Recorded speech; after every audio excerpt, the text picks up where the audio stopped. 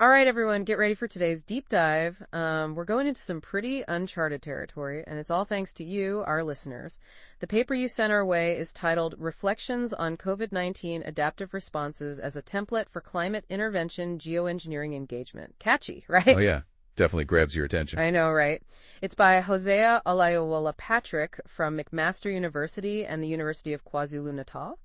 And get this, the paper basically asks if we can learn anything from how the world reacted to COVID and apply that to tackling climate change, specifically using something called geoengineering. A fascinating topic for sure. Totally. But before we get ahead of ourselves, can you give us a quick rundown on what geoengineering actually is? Well, imagine it as a sort of emergency brake for the planet's rising temperatures.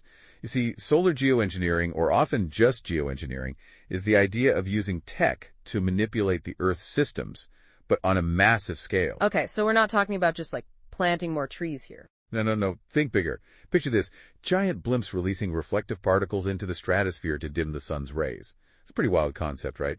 But it shows how seriously some scientists are taking the climate crisis. I bet that sparked quite a bit of debate. Absolutely. You've got some who are all for researching geoengineering further to buy us time to switch to a more sustainable future. But then you've got others who want a total ban.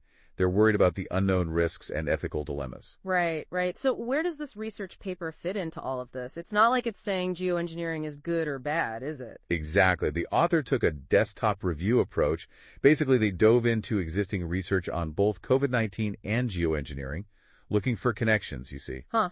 That's a unique angle. There's already tons of research on both topics separately, right? You're right, there is. But the author points out that hardly any studies have looked at the two together. That's what makes this deep dive so interesting, don't you think? Totally. So what kind of parallels did the author actually find between COVID and geoengineering? Well, one of the most significant parallels is the potential for rapid global impact. Think back to the start of the pandemic. COVID spread across the world almost overnight, ignoring borders completely. Right. The effects of geoengineering, whatever they turn out to be, could be just as widespread and just as immediate. Okay. But wouldn't that mean the effects could be unevenly distributed, like some areas hit harder than others? That's a key point the author brings up. Remember the vaccine rollout. Some countries had plenty while others struggled. The paper suggests a similar scenario could play out with geoengineering. Some might benefit more, while others could face negative consequences. That's a pretty unsettling thought. Did the author offer any solutions based on how we handled the pandemic? They did. Think about it. Governments first reacted to COVID with lockdowns, border closures, right? But those policies, they changed based on public opinion, scientific data, and what other countries were doing. The paper suggests that a similar approach, that blend of science, politics, and community voices, will be essential for geoengineering. So it's not just a decision for scientists and politicians to make behind closed doors. Exactly. The author really emphasizes that communities, those most likely to be impacted, need to be involved. From the very beginning, after all, it's their lives and livelihoods potentially on the line. Yeah, that makes sense. What about the role of media? I remember feeling overwhelmed by all the information and misinformation about COVID. How does that fit into the conversation about geoengineering? It's another interesting parallel the author makes. Just like with COVID, the media could be hugely influential in shaping public understanding of geoengineering. It could be a powerful tool for education, for informed debate, but it could also spread fear and misinformation. So media literacy is going to be even more crucial than ever. Absolutely. The author's point is that we need to be critical of the information we're consuming, especially when it comes to complex and controversial topics like this one. It's starting to feel pretty heavy, to be honest. So much to think about. But what I'm getting is that even though COVID and geoengineering seem worlds apart, there are valuable lessons we can learn from the pandemic. Exactly. And perhaps the most crucial one is the need to be proactive, not reactive. We were caught off guard with COVID, and we made mistakes along the way. We can't afford to repeat those mistakes with something as potentially impactful as geoengineering. So are you saying we need to start these tough conversations now before it's too late? Absolutely. And those conversations, they need to happen on a global scale. Remember how some countries acted in their own self-interest during COVID? Especially with vaccine distribution. Oh, yeah. The author points out that the same me-first mentality could be a huge obstacle for geoengineering. That's a great point. Even something as vital as a vaccine caused international tension. Imagine the potential for conflict over something like controlling the Earth's temperature. It's definitely something to consider.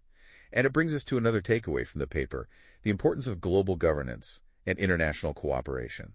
We need clear rules and agreements in place to ensure that any decisions about geoengineering are made fairly and benefit all countries and communities.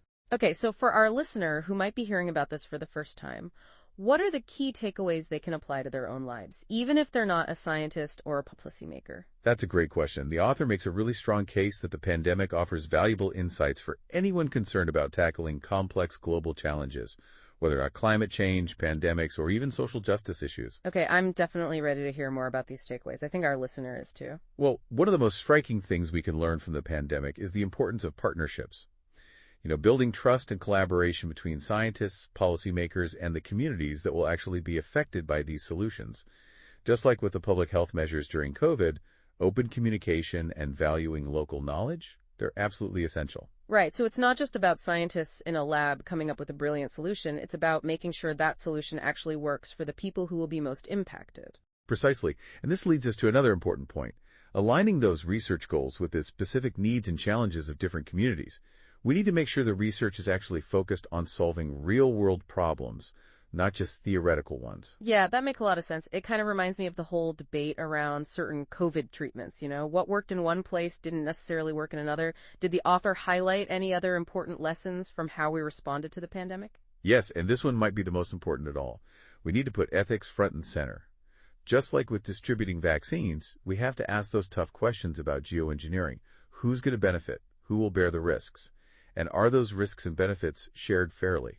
It's kind of unsettling to think that something designed to help the planet could actually worsen existing inequalities, isn't it?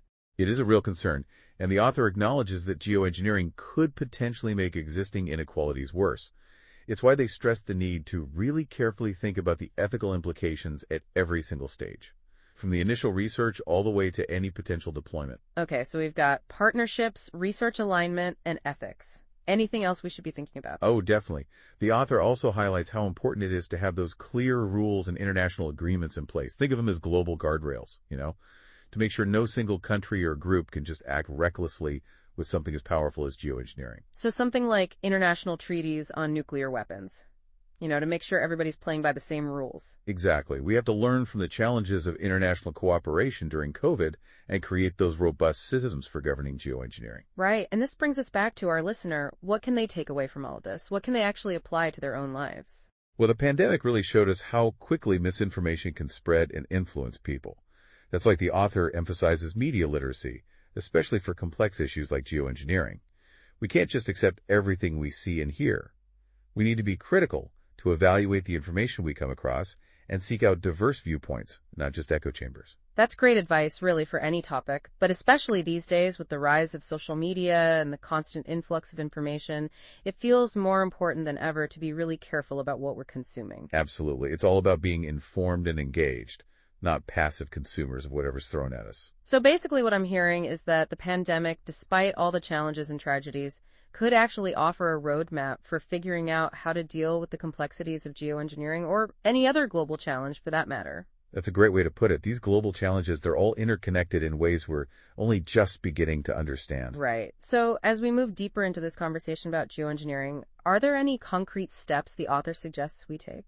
One of the key recommendations is actually pretty simple. Keep talking about it. Seek out opportunities to learn more about geoengineering. Talk to your friends and family about it. Engage in local discussions or forums. The more informed we are, the better equipped we'll be to make decisions about the future of our planet. Thinking back to the early days of the pandemic, I remember those conversations with friends and family trying to decide what was going on. And while those conversations weren't always easy, they were important. It feels like we're at a similar point now with geoengineering. Absolutely. It's about having those open and honest conversations, even when they're tough or uncomfortable, because that's how we learn and grow, and that's how we build the collective wisdom we need to deal with these really complex challenges. So, to our listener, we encourage you to keep learning, keep questioning, and keep engaging. The future of our planet depends on it. But before we wrap up this part of our deep dive, I want to circle back to something we touched on earlier, the potential risks and benefits of geoengineering. I know for a lot of people, the very idea of messing with the Earth's climate feels a bit, scary. I get that, and it's a concern that many people share. That's why it's so important to carefully weigh those potential benefits against the very real risks that come with geoengineering. And frankly, those risks are still not fully understood. Let's start with the potential benefits. What are some of the arguments in favor of at least exploring geoengineering as a climate solution? A lot of people who support geoengineering research point to its potential to cool the planet down quickly. And we're talking really quickly. We're in a climate emergency, Hingape. And some scientists believe that just reducing emissions might not be enough to prevent catastrophic warming. They argue that geoengineering could be our plan B, a way to buy us some time while we work towards a truly sustainable future. So it's like hitting a pause button on those rising temperatures while we figure out how to actually solve the root causes of climate change. I can see why that would be appealing, given how urgent the climate crisis is. It definitely is appealing to those who see it as a potential lifeline for humanity.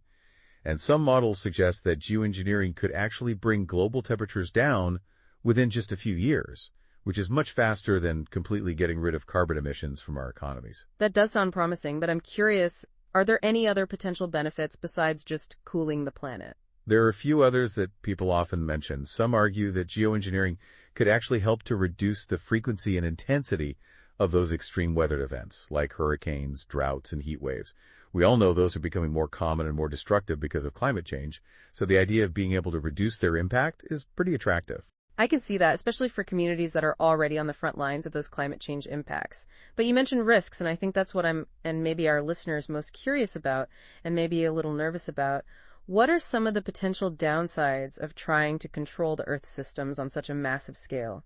That's where things get really complicated. One of the biggest concerns is the potential for unintended consequences.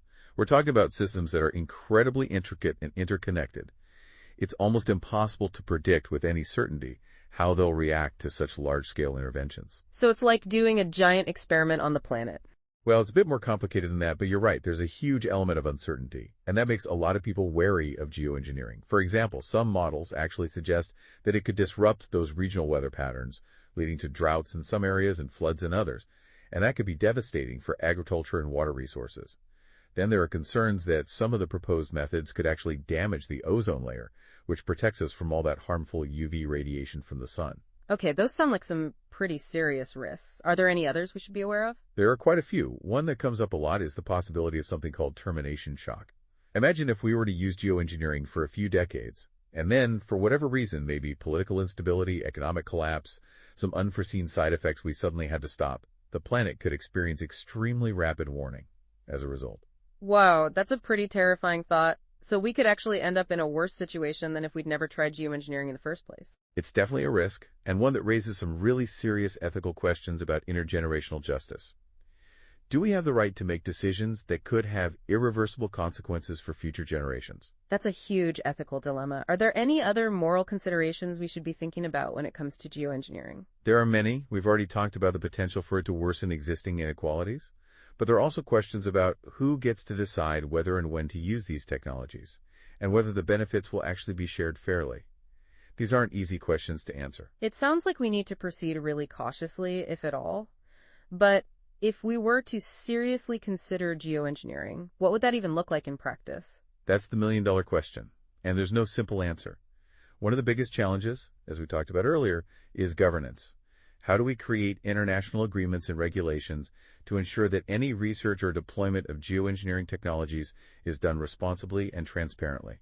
And how do we set up systems to monitor and evaluate the impacts, both in the short term and the long term? So a lot of what-ifs and a lot of unknowns. Absolutely. And that's why it's so crucial to have these conversations now, before we reach a point of desperation. We have to weigh those potential benefits of geoengineering against the very real risks. And we need to do it in a way that includes everyone, is transparent, and is ethical. You mentioned earlier that some people are completely against geoengineering research. Can you tell us a bit more about why they feel that way? What are their main concerns? A lot of those who want a ban on geoengineering see it as a kind of moral hazard. They argue that even just researching it, let alone actually deploying it, creates this false sense of security. It makes people think we have a quick technological fix for climate change, so we don't have to make those tough choices about reducing emissions. So it's like a distraction from the real work that needs to be done, a way to avoid having to change our lifestyles and consumption habits. That's one way to look at it. They say that the huge amounts of money needed for geoengineering research and development would be better spent on proven solutions like renewable energy, energy efficiency, and those carbon removal technologies we talked about. That makes sense. And I imagine there are also worries about the potential for these geoengineering technologies to be used as weapons, right? The idea of one country controlling the climate to their advantage and possibly harming others in the process is pretty scary. It's a very real concern, and it adds another layer of complexity to this whole debate. The potential for these technologies to be misused is definitely something we can't ignore. This is all incredibly complex and thought-provoking. It sounds like we need to take a multi-pronged approach, right? Not just focusing on geoengineering, but also addressing the root causes of climate change and investing in a range of different solutions. I completely agree. Geoengineering, if we decide to consider it at all, should be seen as just one tool in the toolbox, not a magic bullet. We need to try every possible way to address climate change, and we need to do it with a sense of urgency and global cooperation. This deep dive has definitely given me, and hopefully our listener, a lot to think about. It's made me question whether geoengineering is a viable solution, a dangerous distraction, or somewhere in between. It's definitely a question worth pondering as we keep exploring this complex and controversial topic. Before we move on, there's a really thought-provoking statement from the research paper I'd like to share. The author writes, "Geoengineering is a highly controversial topic. However, the need to explore how its engagements should be tailored going forward is important for policy and developmental agendas." That's a great point. We can't just ignore geoengineering because it's controversial or even scary. We need to have those open and honest conversations about it. Conversations that are based on science, ethics, and a deep understanding of both the potential risks and the potential benefits. Exactly, and those conversations need to include a wide range of voices, scientists, policymakers, communities, and individuals who will be affected by the decisions we make about geoengineering. Well said. This has been a truly fascinating and important deep dive, and it's really just the beginning of a much larger conversation. We've covered a lot of ground today, from the potential upsides and downsides of geoengineering to the critical need for international cooperation and the ethical considerations that should always guide our approach. We have, and I hope it's encouraged you, the listener, to keep learning and thinking about this complex and challenging topic. Before we move on to the final part of our deep dive, I want to leave you with one last thought, something to really ponder as you continue learning about the world of geoengineering. I'm listening. We've talked a lot about the potential risks and benefits of geoengineering from a scientific and technological perspective. But what about the social and cultural implications? How might the act of intentionally manipulating the Earth's climate affect our relationship with nature? That's a really profound question, and one that we need to think carefully about. It's easy to get caught up in the technical details, but in the end, this is about so much more than just science. It's about our values, our beliefs, and our place in the world. It's a question we all need to be asking ourselves as we deal with the challenges of climate change and explore potential solutions, no matter how controversial they may seem. It is. It reminds us that the choices we make today will have a lasting impact, not just on the planet, but on humanity as a whole. On that note, let's take a moment to reflect on those big questions before we jump into the final part of our deep dive. Welcome back to our deep dive. It's really striking to me just how little research there is, specifically looking at the connection between how we handled COVID-19 and how we might approach geoengineering. Yeah, you're right. It's pretty limited. It's almost like we're walking into this blind, which makes the few studies that do exist even more important. And this paper we've been talking about really highlights the urgent need for more research in this area.